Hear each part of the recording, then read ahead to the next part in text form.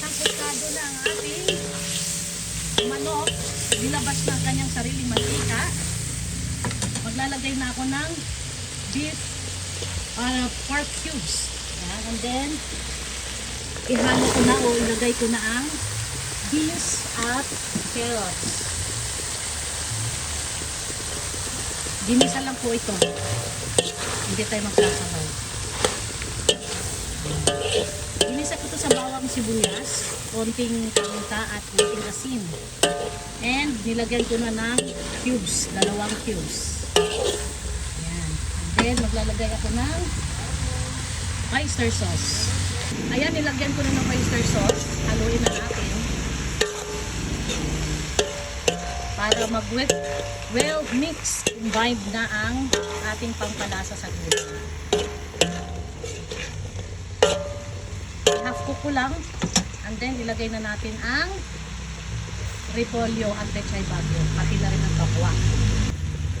So ito na, napasingawan na siya ng init ng ating apoy sa kalan. So para hindi siya ma-overcook, half cook pa rin siya, sakto na ito. And then ilagay na natin ang sili, bell. Ito optional lang, kung gusto nyo maglagay-lagay. Kung wala naman kayo, okay lang. Napakamahal ng sili bell, 120 ang kilo. And then ilagay ko na rin ang tokwa. Ito pinirito ko na kanina para di siya madurog.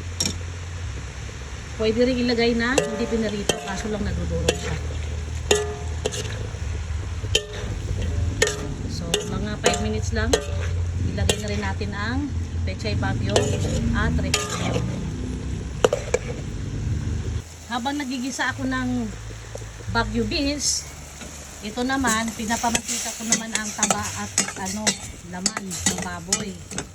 Walang timpla to, paminta lang. Pamamantikain ko lang yan. Kasi magluluto ako ng 1 kilong alamang, ayan, 1 balot, 1 kilo, 60 pesos. Para meron na naman akong stock. Kasi yung stock ko sa rep, naubos ko na, kaya nagluto ako ulit. So now, haluin ko lang, at then ilalagay ko na ang repolyo at pechay bagyo. Ang pechay bagyo at repolyo, ihalo na natin. Tapos mamaya, pag nag-well combine na sila, titikman ko na ang timpla kung eksakto na sa alat. Or kailangan pa natin magdagdag. Pero sa tingin ko, okay na lasa. Hindi ko na kailangan magdagdag. Halo-haluin ko lang para mag-combine together sila. Masarap to mga ka-super mom. Ano lang to, half cook lang ito. Sarap. Mainit. Sobrang init kasi 2 kalan ang bukas. Yan.